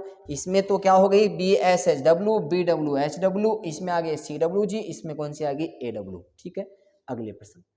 साइरोनेट जेप्स और रेवरीना मृदा का संबंध किससे है? राजस्थान में सर्वाधिक जो मृदा पाई जाती है वो एरिडोसोल तथा एंटीसोल पाई जाती है। तो एरिडोसोल और एंटीसोल दोनों पश्चिमी राजस्थान में पाई जाती है। और आपको वर्टिसोल अगर आपसे पूछे जो कहाँ पर है? आपके हाड़ौती के प्रदेश में पाई जाती है। तो ये क्या पूछा है? साइरोजेंस और रेविना मृदा कहाँ पाई जाती है? श्रीगंगानगर में। कहाँ पाई जाती है भाई? उत्तरी राजस्थान में पाई जाती है, श्रीगंगानगर में। चलो अगले प्रश्न की ओर। कौन सा युग में सम्मिलित नहीं है? लहासी परियोजना क्या झालावाड़ में है क्या? लहासी जो परियोजना है वह आपके हैं 12 में। कहां पर है भाई? 12 में। चूलीदेव परियोजना करौली में सही है। सोम कागदर परियोजना आपके उदयपुर में, और हरिशन परियोजना कोटा तथा झालावाड़ में। कोटा तथा झालावाड़ में है, दोनों जगह है। तो कोटा ऑप्शन में आ गया। तो यहाँ क्या पूछ रहा है? सम्मिलित नहीं है। लहासी परियोजना झालावाड़ में नहीं है, 12 में है। क्वेश्चन आ सकता है लहासी परियोजना 12 में है, झालावाड़ में नहीं है। चूलीदेव परियोजना करौली में है। सोम कागदर परियोजना आपके उदयपुर में है। हरिशन परियोजना कोटा और झालावाड़ में। कोटा आ गया तो कोटा सही माना जाएगा। ए नंबर का ऑप्शन क्या है? सम्मिलित नहीं है। 2011 में राजस्थान में सबसे अधिक जनसंख्या घनत्व वाला जिला युग्म कौन सा है? इसमें क्या पूछ रहा है? 2011 में राजस्थान में सबसे अधिक जनसंख्या घनत्व वाला, सबसे अधिक जनसंख्या घनत्व वाला गलत बता दिया भाई। यहाँ पर, यहाँ ये प्रश्न नहीं था, पेपर में ये प्रश्न नहीं था। 100 से अधिक आएगा इसमें, ध्यान देना प्रश्न के ऊपर। ये अब आ गया प्रश्न। राजस्थान 2011 में राजस्थान में 100 से अधिक जनसंख्या घनत्व वाला जिला कौन सा है? 100 से अधिक जनसंख्या घनत्व वाला जिला कौन सा है? 23वें नंबर का आंसर। दो जल्दी से भाई, दो जल्दी से आंसर 23वें का। देव भाई 23वें नंबर का आंसर देव जल्दी से। अरे देवो केसरवाटियों सो गए क्या? चूरू और जोधपुर में 100 से अधिक है और सब में क्या है, डीजे को भगा। ट्रिक याद हो गया, डीजे को भगा, डीजे को भगा। तो यहाँ चूरू और जोधपुर के अंदर 100 से अधिक और सब में क्या है, कम है। ठीक है। 2011 के अनुसार राजस्थान की नगरीय एवं ग्रामीण जनसंख्या प्रतिशत क्या है? ये तो सीधे फैक्ट वाले प्रश्न है, जल्दी से आंसर दो भाई इसका, जल्दी से आंसर दो कि 2011 के अनुसार राजस्थान की नगरीय जनसंख्या कितनी है और ग्रामीण जनसंख्या कितनी है, जल्दी बताओ। नगरीय जनसंख्या जो है वह 24 के लगभग है, 24.87%। ठीक है। और ग्रामीण जनसंख्या की बात करें तो 75.10। देखो 24.90 भी कर सकते हो, 75.10 भी कर सकते हो, यहाँ कोई दिक्कत नहीं है, पॉइंटों का फर्क पड़ रहा है। तो यही हो गया भाई, ध्यान रखना। 24.87 और 75.10 राजस्थान की नगरीय जनसंख्या तो कितनी है, 24, और 75.10 क्या है, ग्रामीण। तो अगर आपसे कथन निष्कर्ष में पूछे राजस्थान की नगरीय जनसंख्या है वो ग्रामीण जनसंख्या से कम है, बिल्कुल सही है। राजस्थान की ग्रामीण जनसंख्या नगरीय जनसंख्या से अधिक है, बिल्कुल सही है, दोनों ही कथन सही है। चलो अगले प्रश्न की ओर चलते हैं। अरे भाई नगरीय जनसंख्या ग्रामीण जनसंख्या से कम है तो दिख नहीं रही क्या कम है, ग्रामीण जनसंख्या नगरीय जनसंख्या से अधिक है, दिख रही है ना अधिक है। सो रहे हो तुम लोग, तभी ऐसे बार बार में क्वेश्चन कर रहे हो, सो मत, सोना नहीं है। निम्न में से कौन सा एक सुमेलित नहीं है? एक सुमेलित नहीं है और सारे के सारे सुमेलित है। आ जाओ। सीमेंट मोडक बिल्कुल प्रसिद्ध है क्या, 100% सही है, अल्लू लगाओ टिक।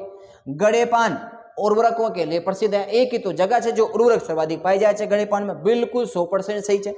ग्लास, अरे लीडवाणी, लीडवाणी तो बांसवाड़ा में और मैग्नीज की खान चा तो आके की खान है भाई, मैगजीन की खान है, मैग्नीज की खान भाई की है, मैग्नीज की खान है। अब आ जाओ, आ ग्लास खर्च है सेठ गोबिन, कहां पर आपके, अलवर में, कहां पर है, अलवर में।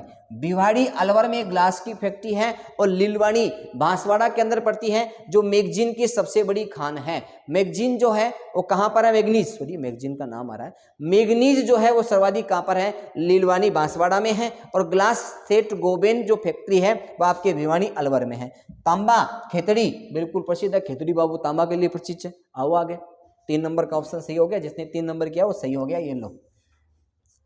आओ, इनमें से कौन सा कथन असत्य है, आल्यो फिर असत्य, सबके सब असत्य। 3% तो सीधे सीधे हो रहे हैं, ध्यान देना भाई, 3% तो सीधे हो रहे हैं इसमें। जिप्सम क्या जामसर में प्रसिद्ध है क्या, बिल्कुल। गुलाबी संगमरमर,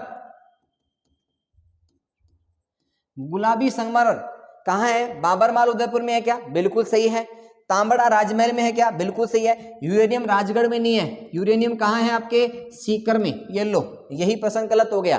3 तो सीधे से याद कर लो, यूरेनियम के भंडार आपके कहां पर मिले हैं, सीकर में मिले हैं भाई, कहां मिले हैं, सीकर में मिले हैं। ध्यान देना इस प्रश्न के ऊपर।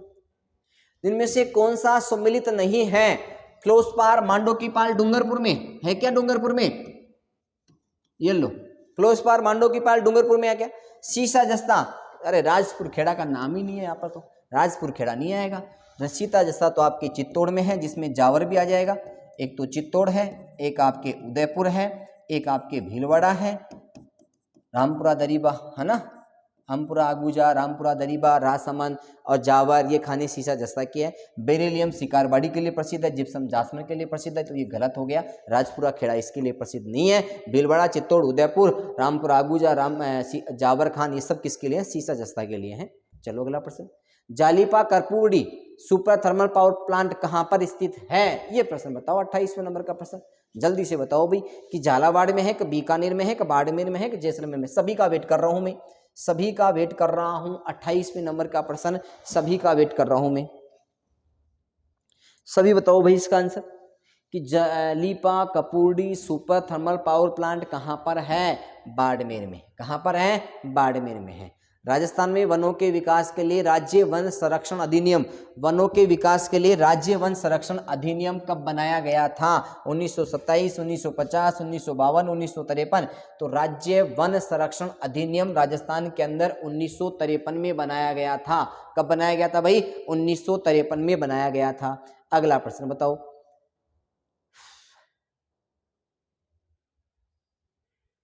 निम्न में से सम्मिलित नहीं है, और 3 तो सम्मिलित है, 1 सम्मिलित नहीं है।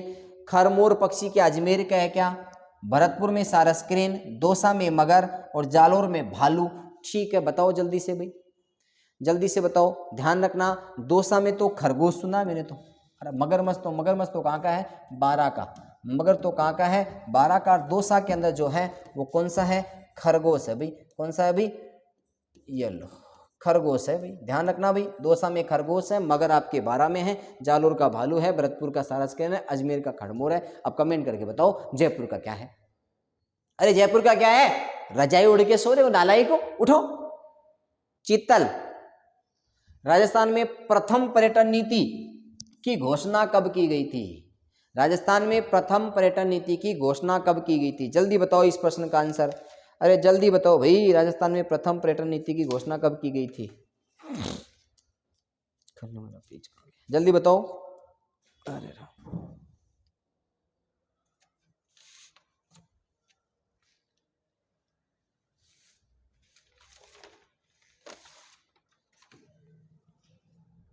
हाँ भाई, राजस्थान में प्रथम पर्यटन नीति की घोषणा कब की गई थी? 2001 में। कब की गई थी? 2001 में। मुझे ऐसा लग रहा है कि तुम लोग हताश हो गए हो। हताश नहीं होना है भाई। अरे भाई मेरे केसर बाटियों, हताश नहीं होना है। उम्र थका नहीं सकती, उम्र थका नहीं सकती, ठोकरें गिरा नहीं सकती। अगर जिद हो जीतने की तो हार भी हरा नहीं सकती। अब तो पढ़ लो कितना अच्छा गया है मैंने। आगे बढ़ो। आर्थिक समीक्षा 2021-22 के अनुसार वर्ष 2021-22 में कुल खाद्यान्न उत्पादन होगा। लिखने में गलतियां हो जाती है, कोई दिल पे मत लेना तुम लोग, क्योंकि प्रिंटिंग हमारे पास है नहीं। एक प्रिंट वाला बैठा रखा है जो धीरे धीरे आराम से प्रिंट करते रहते हैं। टेक्निक टीम हमारी थोड़ी सी ढीली है तो थोड़ा सा समय लग जाता है, आप लोगों को पता है। अद्योग टेक्निक टीम हंस रही है, तो ध्यान रखना। आर्थिक समीक्षा 225.20 लाख टन, यहाँ पर यही होगा। 2021-22 में खाद्यान्न कुल कितना होगा? 225.20 लाख टन। आजो कृषि गणना 2015-16 के अनुसार कुल भूमि जोतों में महिला जोतों का क्षेत्रफल कितना है? अरे भाई ताकत बनाओ, रिदम बनाओ, अपने मन में इतना ताकत लेके आओ कि भाई जो आप तैयारी कर रहे हो उसकी वजह मजबूत होनी चाहिए। वजह जिसकी मजबूत हो गई, और उन विद्यार्थियों से सर्वाधिक, उन ऐसे नकारात्मक दृष्टिकोण वाले विद्यार्थियों से हमेशा दूर रहो, हमेशा के हमेशा दूर रहो। जैसे एक छोटी सी कहानी मैं कहता हूं। दो दोस्त थे, एक 8 साल का था और एक 12 साल का था। एक 8 साल का बिल्कुल दुबला पतला सा था, 12 साल का मोटा हट्टा कट्टा था। अब क्या होता है कि दोनों घूमते घूमते अपने खेतों की तरफ चले जाते हैं। अब खेत के अंदर क्या था? एक कुआं था, कुएं के चारों ओर मेड़, बोले तो प्राचीर नहीं बनी हुई थी। वो दोनों देखते हैं तो जो 8 साल का बंदा था, जो 12 साल का बंदा जो मोटा तगड़ा था, 8 साल का जो बिल्कुल छोटा था, 12 साल के बंदा जो मोटा तगड़ा था उसका बैलेंस बिगड़ जाता है और वो कुएं में गिर जाता है, धड़ाम से गिर गया। अब उसने कहा मुझे बचाओ। 8 साल का बंदा बिल्कुल दुबला पतला है। अब वो कहता है मैं कैसे बचाऊं? उसने दूर चारों तरफ देखा, कोई नजर नहीं आया, कुछ भी वहां पर नजर नहीं आया, केवल एक बाल्टी पड़ी हुई थी जिसकी रस्सी बंधी हुई थी। उसने बिना सोचे समझे बाल्टी को लटका दिया, बोला अब इसको पकड़ ले, खींचने लगता हूं। खींचा खींचा और अंततः सफलता मिल गई, वो खींच लिया। दोनों गांव में निकल गए और गांव में जो जाके बोले कि हमारे साथ एक घटना घटी कि आज ये 12 साल का जो मोटा तगड़ा है ना, वो कुएं में गिर गया ना, मैंने इसको निकाल लिया। गांव का एक भी आदमी विश्वास नहीं करा कि भाई ऐसा हो ही नहीं सकता, तेरे से खाली बाल्टी बाहर निकल सकती, या इतना बड़ा आदमी कैसे बाहर निकल सकता है? तो कहा भाई ऐसा कोई विश्वास नहीं कर रहा। तो गांव में एक मास्टर था, उनको उन टीचर्स जो टीचर था उन दोनों, उसको विश्वास उन दोनों बच्चों पे हो गया कि नहीं बात सत्य बोल रहे हैं। गांव वाले सोचे भाई मास्टर साहब को ऐसी बात पे विश्वास कैसे हो सकता है, चलो हम चल के पूछते हैं। गांव वाले सभी मंडली बनाकर उसके पास गए, बोला आप कैसे विश्वास कर सकते हो, ये 12 साल के बंदे को इतना मोटा तगड़ा है जो 8 साल का निकाल सकेगा? कि हाँ निकाल सकेगा। नहीं निकाल लिया, और कह रहा है ना ये कि क्या कह रहा है कि मुझे यहां मना करने वाला कोई नहीं था कि तू ये नहीं कर सकता। और जो आदमी हम कोई कार्य करने वाले होते हैं तो 10 तो हमें कर सकते हैं, भाई तू कौन कर सको काम, अरे तू नहीं कर सकेगा। घर वाले बोल देते हैं अरे भाई रहवा देखो छोटी मोटी चपरासी फपरासी की नौकरी लाग जा, काम हो जाए, लो तू बड़ी नौकरी कौन लाग सके। अर्थात मना करने वाले कार्य को शुरू होने से पहले ही मना करने वाले सत्र होते हैं कि तू ये नहीं कर सकता। उन लोगों से दूर रहो जो हमेशा आपको बोलते हैं कि तू ये नहीं कर सकता। तो आप लोग अगर देखो उसको मना कर देता कि भाई तू ये नहीं कर सकता, वो प्रयास करता क्या? नहीं करता, क्योंकि वो जान जाता कि भाई इतना मोटा है मैं कैसे निकाल पाऊंगा, प्रयास नहीं करता। अब आप लोगों को मना कर देगा तो आप प्रयास नहीं करोगे, आपको सफलता कैसे मिलेगी? घर बैठ के सफलता नहीं आ सकती है। ठीक है, चलो बताओ इसका आंसर।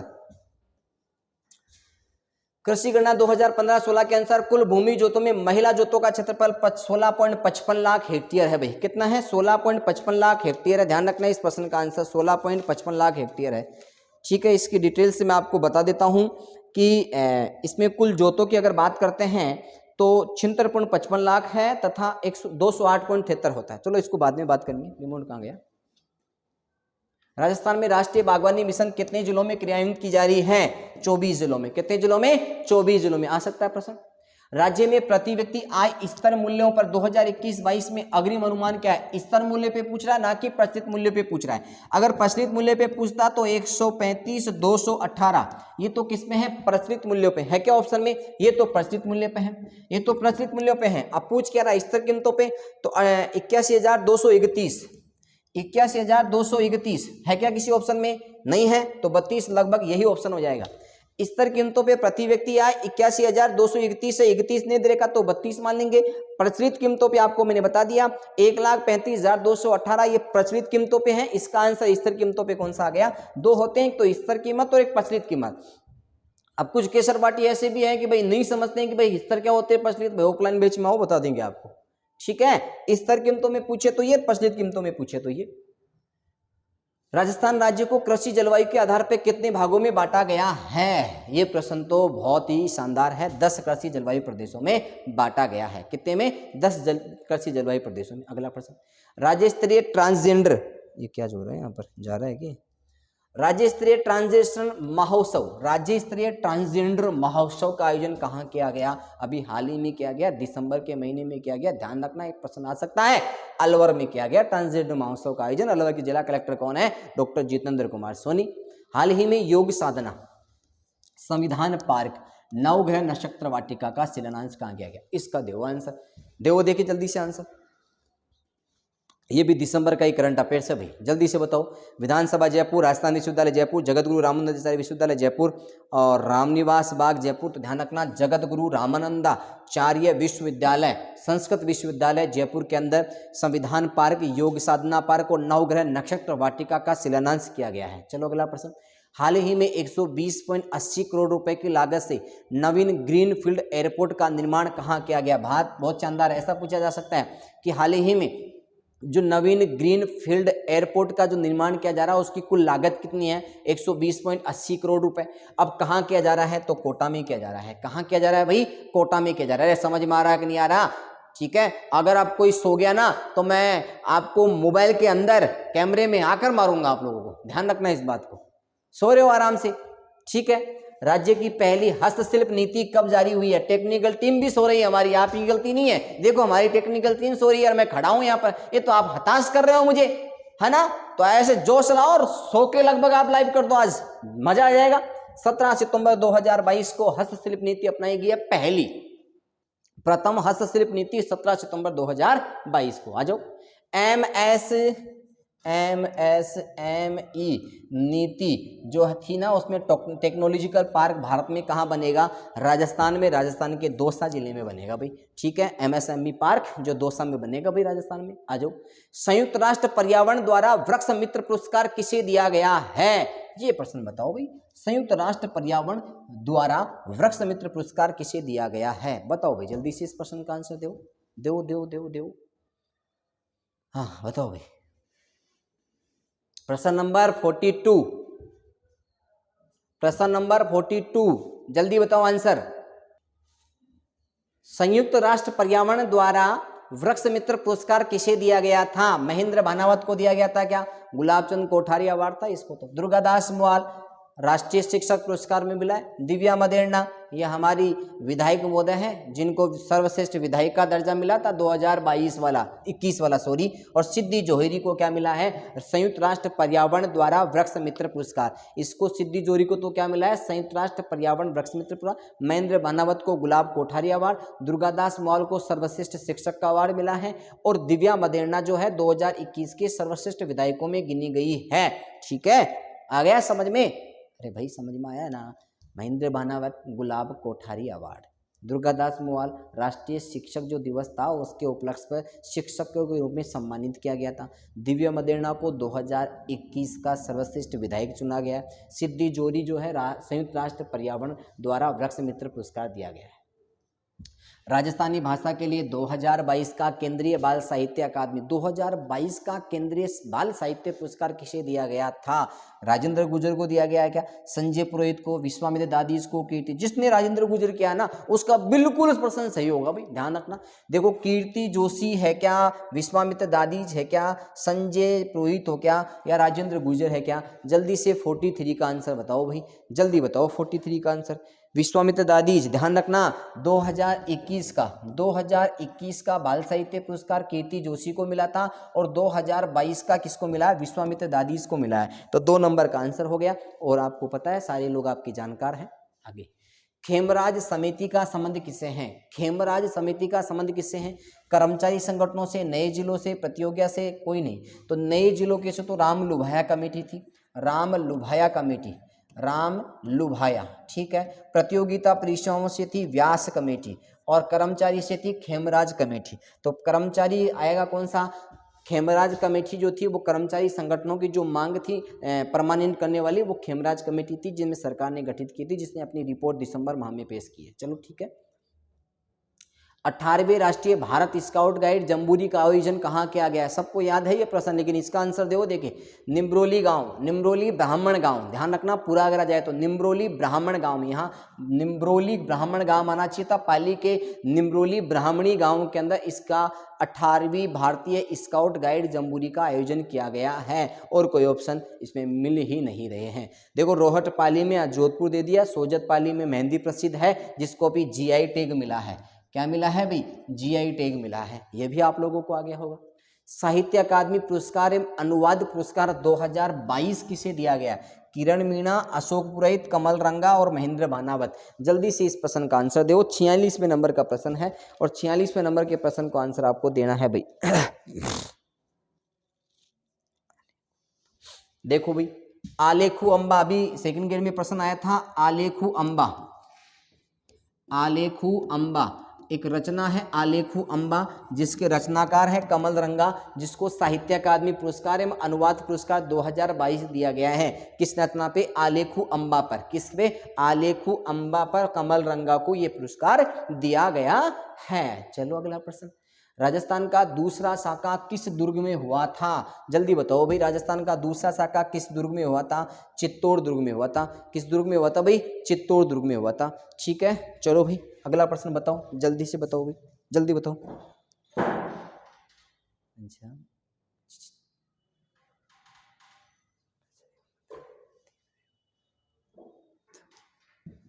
हाँ भाई आओ बताओ। यूनेस्को ने राजस्थान के 6 पहाड़ी किलों को विश्व धरोहर सूची में शामिल किया था। गाजर, चीकू, आम, सॉरी, गाजर, चीकू, आम, गाजर, चीकू, आम, गाजर, चीकू, आम। देखो भाई, गागरोन, जैसलमेर, रणथंभौर, चित्तौड़गढ़, कोमलगढ़, आमेर। 1 2 3 4 5 6, हम मिला लो किस किस में है। ये बीकानेर हो गया ना यहाँ पर, तो बीकानेर तो मैंने नाम ही नहीं लिया। ठीक है, बीकानेर वाला काट दो। कुंभलगढ़ है क्या? देखो कुंभलगढ़ ये रहा, है ना। चित्तौड़ है क्या? बिल्कुल ये रहा। आमेर है क्या? बिल्कुल ये रहा। रणथंभौर है क्या? बिल्कुल ये रहा। जैसलमेर है क्या? बिल्कुल ये रहा। गागरोन है क्या? बिल्कुल ये रहा। तो दूसरे नंबर का ऑप्शन ही सही हो गया, और तो अपने को बात ही नहीं है। गाजर, चीकू, आम, यहाँ से गागरोन लिख देता हूँ मैं आपको, गागरोन हो गया। यहाँ से आपका जैसलमेर हो गया, जैसलमेर। रे से आपके रणथंभौर हो गया। ची से आपका चित्तौड़ हो गया। कू से आपका कुंभलगढ़ हो गया।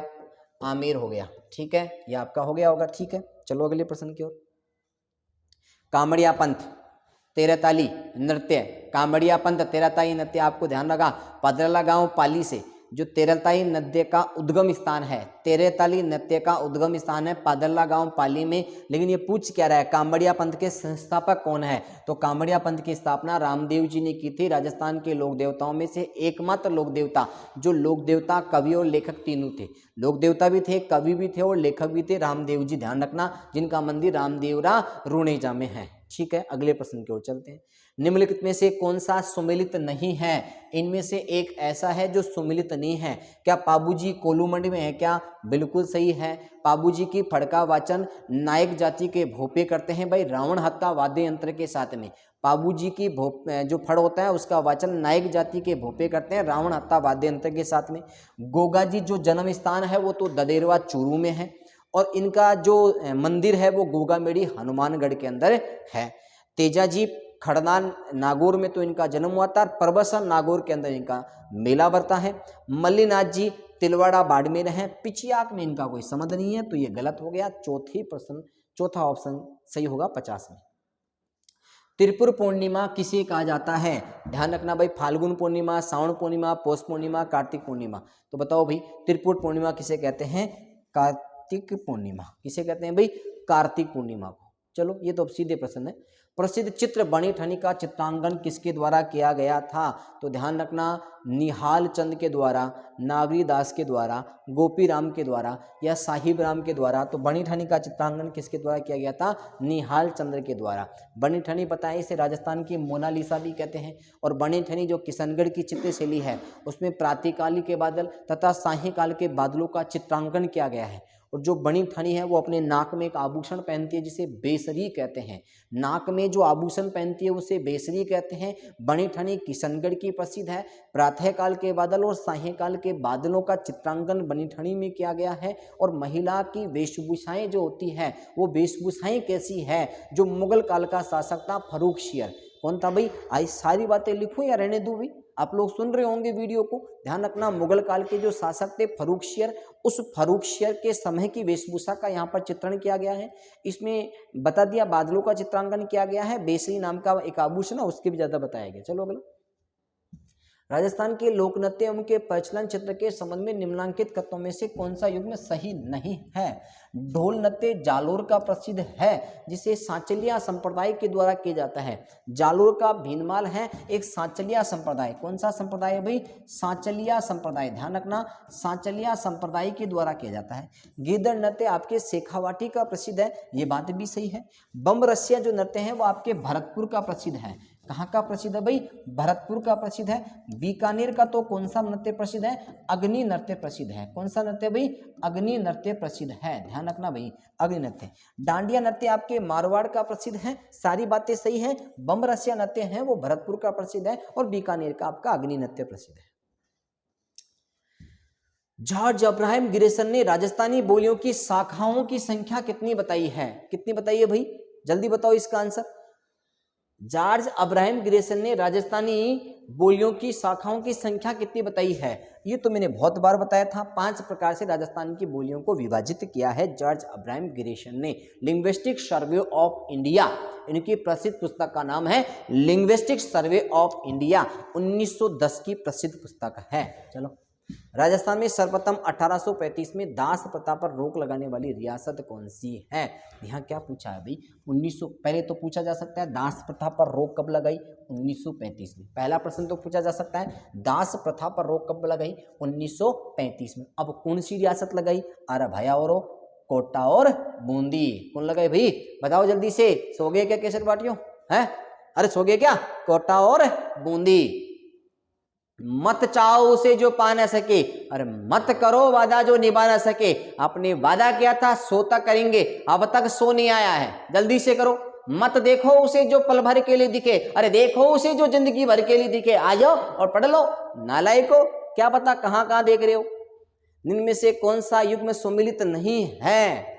पुस्तके लेखक गुणभास हेम कवि की है क्या?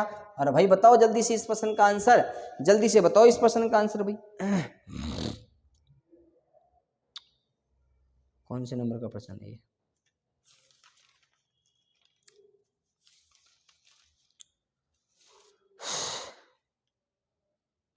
सनज हुला, ये है ना, ये सनज हुला की है। सनज हुला, ये लो, यही गलत है और सारे सही है। क्यों माता पूरी करे इतनी देर तक? चलो, असुमिलित युग्म को छाटिए। क्या कालीबंगा हनुमानगढ़ में है क्या? हाँ बिल्कुल है।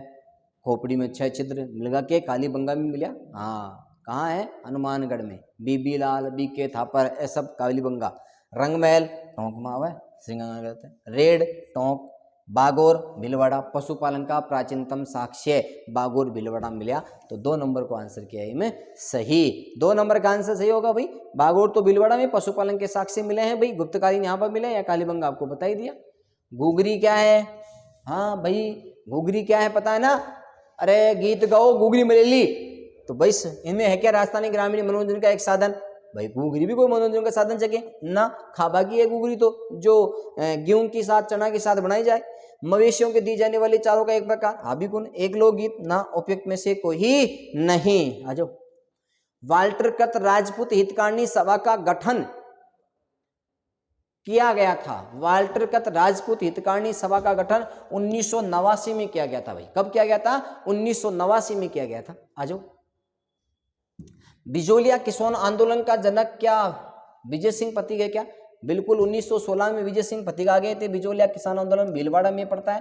गंगाराम जो किसान थे उसके मृत्यु भोज था। नागजी पटेल, ठाकजी पटेल जो था वो महाराणा के पास शिकायत लेके जाते हैं, जिनको परमानेंटली बर्खास्त कर दिया जाता है। ये सारी बातें आपको मैंने पढ़ा दी है। अब आपका रिपीट का टाइम है। रिपीट ऑनलाइन जो क्लास होगी उसके अंदर पूरी हिस्ट्री के किसान आंदोलन पढ़ाऊंगा। उस समय आपको पूरी डिटेल्स बता दूंगा। बिजोलिया किसान आंदोलन भीलवाड़ा का है, ये आपको पता है। ये कब चालू हुआ था ये पूछा जा सकता है। 1899 से लेकर 1941 तक चालू हुआ था। राजस्थान का सबसे बड़ा किसान आंदोलन भी बिजोलिया किसान आंदोलन है। पहले इसका नेतृत्व जो है साधु सीताराम दास, ब्रह्म सिंह चारण और ब्रह्म सिंह तथा फतेह सिंह चारण तीनों ने अपनाया था। 1916 में भूप सिंह गुर्जर नाम का एक व्यक्ति था, यूपी का रहने वाला था, जिसका विजय सिंह पथिक के नाम से प्रसिद्ध हो जाता है। और वह 1916 में यहाँ अपने अजमेर में आता है। इसको बंदी बना लेते हैं अंग्रेज सरकार के द्वारा। और अजमेर की टोडगढ़ में गोपाल सिंह खरवा और विजय सिंह पथिक को जेल में डाल देते हैं। वेशभूषा चेंज करके निकल जाते हैं और फिर गुप्त रहकर चित्तौड़ में राजसमंद में गुप्त रहकर शासन ये किसान आंदोलन को आगे बढ़ाने का काम करते हैं। इनके प्यारे मित्र थे गणेश शंकर विद्यार्थी, जो प्रताप नामक समाचार पत्र से पूरे इंडिया के अंदर इस आंदोलन की चर्चा करवाते हैं विजय सिंह पथिक। चलो आगे बात करेंगे। बेंगू किसान आंदोलन, रामनारायण चौधरी। बेंगू आपको पता है कहां पर है? वर्तमान में चित्तौड़ है, लेकिन बेंगू जो भीलवाड़ा और चित्तौड़ की सीमा में बताया पहले। मीणा आंदोलन में क्या मोतीलाल तेजाब थे क्या? लेकिन गोविंद भगत गुरु, ध्यान रखना मीणा में तो भगत गुरु आएगा, इसमें ये नहीं आएगा, ये गलत हो गया, तीसरा गलत हो गया। मोतीलाल तेजावत तो भील आंदोलन, एक ही आंदोलन। और भील आंदोलन किसने चलाया था? मोतीलाल तेजावत ने चलाया था भाई, ध्यान रखना। भगत आंदोलन गोविंद गुरु आया गया, सही है, केवल ये गलत हो गया 3 नंबर का ऑप्शन। कुशलगढ़ प्रजामंडल की स्थापना 1942 इसमें किसकी अध्यक्षता में की थी भाई? जल्दी बताओ इसकी स्थापना।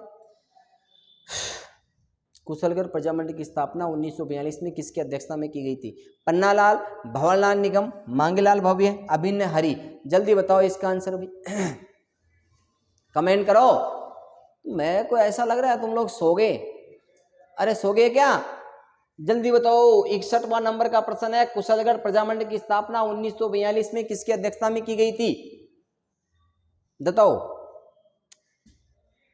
नहीं बताए क्या? भंवरलाल निगम, ध्यान रखना भाई। भंवरलाल निगम ने 1942 में कुशलगढ़ प्रजामंडल की स्थापना की अध्यक्षता की थी। सॉरी, कुशलगढ़ प्रजामंडल की अध्यक्षता की थी। कुंभलगढ़ प्रजामंडल है ये, कुशलगढ़ नहीं है भाई। ये कुंभलगढ़ लिखेंगे भाई, कुशलगढ़ नहीं है। सॉरी चाहेंगे इसके लिए। तोल आंदोलन का संबंध किससे है? 100 तोल की जगह 80 तोल। अरे 100 की जगह 80 का शेर दे देना। ये मारवाड़ का है भाई। कहाँ का है? मारवाड़ का। ये तो बहुत इजी प्रश्न है। किस समाज सेवी को दास साहब के उपनाम से भी जाना जाता है? हरिभाव उपाध्याय को दास साहब के नाम से भी जाना जाता है। हरिभाव उपाध्याय ने अजमेर में एक सभा चलाई थी, धारा सभा। कौन सी सभा? धारा सभा। इसमें टोटल जो सदस्य थे वो कितने थे? 30 सदस्य। कितने सदस्य थे? 30 सदस्य, जिन्हें 1956 में राजस्थान की विधानसभा में मिला लिया जाता है। ऐसे में राजस्थान की पहली विधानसभा थी, उसमें कितने थे? ध्यान रखना भाई। राजस्थान की विधानसभा में 160 थे, फिर प्लस 30 हो जाते हैं, 190 पहली में हो जाते हैं, दूसरे में घटकर कितने हो जाते हैं? 176, तीसरे में भी 176, चौथी में 184 हो जाते हैं, पांचवी में भी कितने हो जाते हैं? 184, और छठी में जो होते हैं वो कितने हो जाते हैं? 200, जो वर्तमान में कितने हैं? 200। चलो ठीक है, आगे चलते हैं। निम्नलिखित में से गलत कथन है। राज्य की सबसे प्राचीन रियासत क्या मेवाड़ है क्या? बिल्कुल सही है, राजस्थान की सबसे प्राचीन रियासत मेवाड़ रियासत है। राज्य की सबसे नवीन रियासत झालावाड़ है क्या? अंग्रेजों द्वारा स्थापित रियासत झालावाड़ी है। राज्य की सबसे छोटी रियासत धौलपुर नहीं है, छोटा जिला धौलपुर हो सकता है, रियासत नहीं। छोटी रियासत तो कौन सी है सबसे छोटी? शाहपुरा। कौन सी है भाई? शाहपुरा सबसे छोटी रियासत, शाहपुरा। सबसे बड़ी रियासत क्षेत्रफल में कौन सी है? जोधपुर। और जनसंख्या के आधार में पूछे, जनसंख्या में आधार में पूछे, सॉरी जनसंख्या के आधार पे पूछती है तो कौन सी है? जयपुर। जनसंख्या के आधार पे पूछती है तो कौन सी है? जयपुर। क्षेत्रफल के आधार पे जोधपुर। प्राचीन आपके मेवाड़, नवीन आपके झालावाड़, सबसे छोटी शाहपुरा, सबसे बड़ी क्षेत्रफल में जोधपुर और जनसंख्या में जयपुर। निम्न में से कौन सी रासायनिक अभिक्रिया की प्रकृति हमेशा ऊष्माशोषी होती है? भाई साहब साइंस माता में कौन गला अपना तो ठीक है। अब आएंगे आपको ऋतिक जी करवाएंगे भी हल। चलो भाई ऋतिक जी आओ।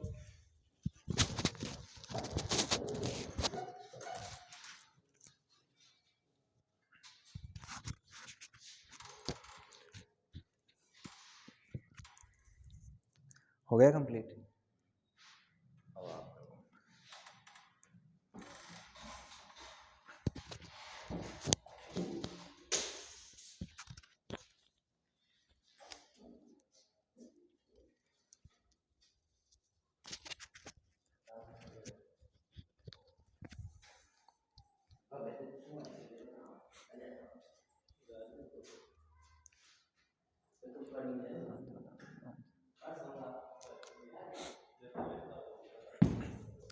साथियों नमस्कार, आप सभी का हमारे YouTube चैनल पर। सर एक बार इसको देखना, देखें, दिख नहीं रहा होगा शायद, मेरे को ऐसा लग रहा है।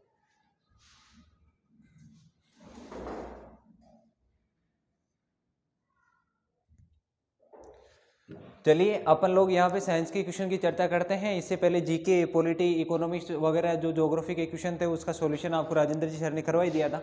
देखिए अपना जो पहला क्वेश्चन था, निम्न में से कौन सी रासायनिक अभिक्रिया की प्रकृति हमेशा ऊष्माशोषी होती है? ऊष्माशोषी का मतलब क्या हुआ कि इसके अंदर ऊष्मा का अवशोषण होता है। तो आप लोग यहाँ पे देखिए, जैसे आपके सामने ऑप्शन लिखे हैं, दहन प्रतिक्रिया, अपघटन प्रतिक्रिया, विस्थापन प्रतिक्रिया और है संयोजन प्रतिक्रिया। तो देखो जब अपन किसी वस्तु को जलाते हैं तो जलाने के दौरान क्या होता है कि ऊष्मा जो होती है उसका अवशोषण नहीं होकर ऊष्मा मुक्त होती है, ऊष्मा बाहर निकलती है। तो ये कैसा प्रक्रम हो गया? ऊष्मा शोषी प्रक्रम हो गया, ना कि ऊष्मा सेपी। कैसा प्रक्रम हुआ? ऊष्मा सेपी, यानी कि ऊष्मा का क्या हो रहा है यहाँ पे? उत्सर्जन हो रहा है। फिर है अपघटन अभिक्रिया, ये भी कैसी होती है? ऊष्मा सेपी होती है, इसके दौरान भी ऊष्मा बाहर निकलती है। फिर है विस्थापन अभिक्रिया, विस्थापन अभिक्रिया के दौरान जैसे ही विस्थापन होगा ऊष्मा बाहर निकलेगी। लेकिन संयोजन की जो प्रतिक्रिया होती है, जैसे C+O2, इसके दौरान क्या बनेगा? जैसे CO2। तो इसमें क्या होगा? ऊष्मा जो होती है हमेशा ग्रहण की जाती है, तो ये कैसा प्रक्रम हो जाएगा? ऊष्मा शोषी। तो इसका करेक्ट आंसर क्या होगा कि संयोजन जो प्रतिक्रिया होती है वो कैसी होती है? हमेशा ऊष्मा शोषी प्रतिक्रिया होती है। फिर देखिए अगला क्वेश्चन, रेटिना अपवर्दी है। रेटिना की बात कर रहे हैं, मानव नेत्र से संबंधित क्वेश्चन है। अब ये अपवर्दी है किससे? मध्य मस्तिष्क, अनुमस्तिष्क, अगर मस्तिष्क, पोन्स वेरोलाई से। बताओ देखिए, पोन्स वेरोलाई से। तो इसका सही आंसर जो है वो क्या हो जाएगा? अगर मस्तिष्क। रेटिना अपवर्दी किसकी है? अगर मस्तिष्क की। ये RS में आया हुआ क्वेश्चन भी है, ध्यान रखना। फिर अगला क्वेश्चन है, मानव पोषण में टमाटर बहुल स्रोत है। मानव पोषण अपन जैसे विटामिन वगैरह पढ़ते हैं तो इसमें टमाटर जो होता है, टमाटर से हमें अधिक मात्रा में किसकी प्राप्ति होती है? क्या मेथेनोइक अम्ल की प्राप्ति होती है, साइट्रिक अम्ल की प्राप्ति होती है, ऑक्जेलिक अम्ल की, एसिटिक अम्ल की? तो इसका करेक्ट आंसर क्या होगा? ऑक्जेलिक अम्ल। टमाटर के अंदर जो अधिक मात्रा में पाया जाने वाला एसिड है कौन सा है? ऑक्जेलिक अम्ल है। फिर देखो अगला क्वेश्चन, एक व्यक्ति है, दुर्घटना में क्या हुआ? घायल हो गया, उसकी रक्त समूह की जांच के लिए समय नहीं है। यानी कि व्यक्ति का एक्सीडेंट हो गया, अब उसको क्या हुआ कि उसके ब्लड ग्रुप की जांच करने के लिए अपने पास टाइम नहीं है, क्योंकि उसके शरीर का जो ब्लड है वो बह चुका है।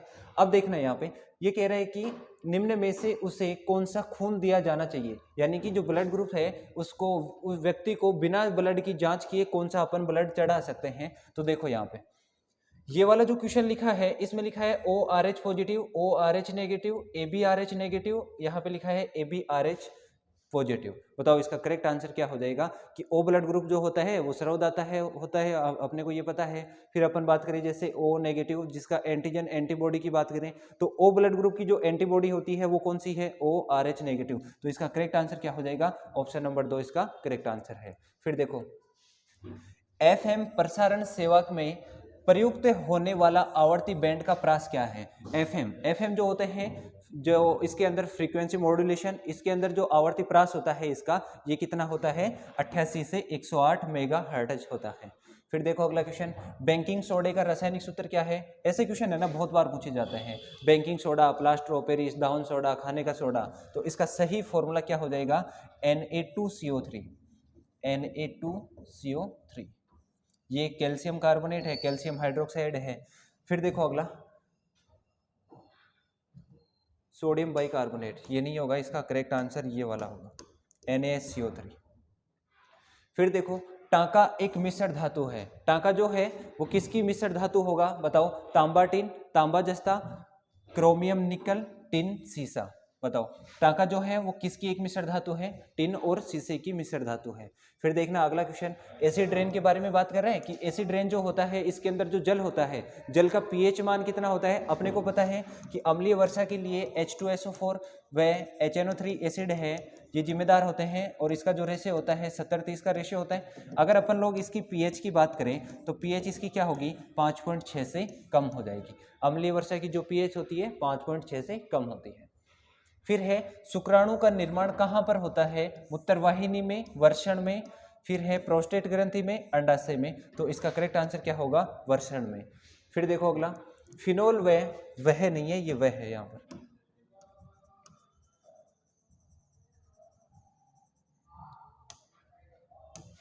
फिनोल व फॉर्मेल्डिहाइड का सहबहुलक है, यानी कि फिनोल की और फॉर्मेल्डिहाइड की क्रिया से किसका निर्माण होगा, बेकेलाइट का निर्माण होता है। तो इसका करेक्ट आंसर क्या होगा, बेकेलाइट। फिर देखो अगला क्वेश्चन, विडाल टेस्ट जो है किससे संबंधित है, क्या टीबी से संबंधित है, टाइफाइड से संबंधित है, हैजा से संबंधित है, गलघोटू जो रोग है उससे संबंधित है। तो विडाल जो टेस्ट है ये किससे संबंधित है, टाइफाइड से संबंधित है। फिर देखो आरएनए में कौन सा नाइट्रोजन सार थाइमीन का स्थान ले सकता है, एडेनिन, गुआनिन, यूरेसिल, साइटोसिन। बताओ इसका करेक्ट आंसर क्या हो जाएगा, इसका करेक्ट आंसर है कि यूरेसिल जो होता है ये किसका स्थान ले सकता है, थाइमीन का स्थान ले सकता है। फिर देखना होलेंड्रिक जीन स्थित होते हैं। होलेंड्रिक जो जीन होते हैं ये मनुष्य के अंदर पाए जाते हैं और महिलाओं के अंदर XX क्रोमोजोम होते हैं, जबकि मानव के अंदर XY क्रोमोजोम होते हैं। तो ये सिर्फ और सिर्फ किसके ऊपर पाया जाएगा, Y क्रोमोजोम के ऊपर पाया जाएगा, यानी कि Y गुणसूत्र के ऊपर पाए जाते हैं। कौन से जीन, होलेंड्रिक जीन। फिर अगला है, ये ज्योग्राफी के क्वेश्चन है, तो देखिए भाबर प्रदेश विस्तृत है शिवालिक की गिरिपद क्षेत्र में, गिरिपद प्रदेश में, पंजाब के मैदान में, पश्चिम बंगाल के डेल्टाई भाग में, कोई नहीं। तो बताओ इसका सही आंसर क्या हो जाएगा, शिवालिक का जो गिरिपद क्षेत्र है इसके अंदर जो क्षेत्र पाया जाता है प्रदेश, वो कौन सा है, भाबर प्रदेश। डिटेल में अपन क्लास में बाद में बात करेंगे। दुग्ध सागर जलप्रपात किस नदी पर स्थित है। सबसे पहले तो ये है कहाँ पर, गोवा में है। और अब देखो शरावती नदी, पेरियार नदी, मांडवी नदी, ज्वारी नदी। बताओ इसका करेक्ट आंसर क्या आ जाएगा, दुग्ध सागर जो जलप्रपात है वो कौन सी नदी पर है, मांडवी नदी पर है। अगला है हिमालय की चोटियों का पूर्व से पश्चिम क्रम कौन सा होगा। पूर्व से पश्चिम की बात कर रहे हैं, मतलब अपने को अरुणाचल प्रदेश से किधर चलना है, ये J&K की ओर, जम्मू कश्मीर की ओर, इधर चलना है।